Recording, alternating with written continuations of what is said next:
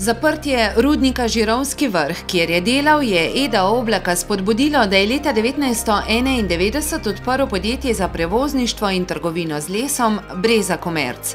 Čez 3 leta se mu je v podjetju pridružil še brat Gregor.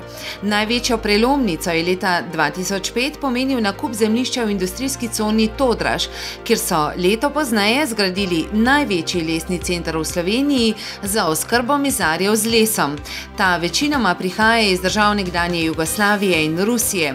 Zadnja leta pa se Breza Komerc uveljavlja tudi kot izvoznik rezanega lesa in hlodovine.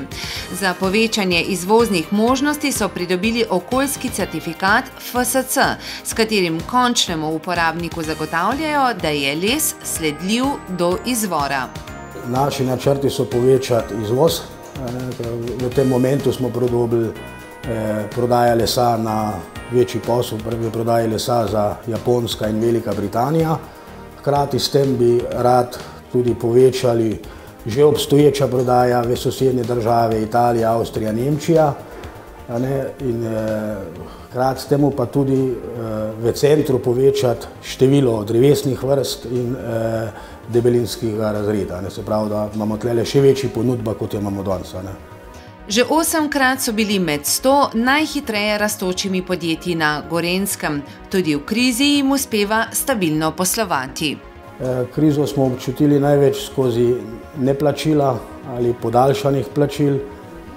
To probamo z večjimi pregledom kupcev, se pravi, da bolj spremljamo ta njihova plačila. Hkrati probamo povečavati izvoz. V letu 2011 smo zaključili z neka 5% rastjo glede na 2010. Plan za 2012 nam je ostati vsaj na istem nivoju kot v letu 2010, če že ne bomo mogli povečati. Povečati bo možno z izvozom, ker v Sloveniji je na žalost plačilna disciplina dosti rizična.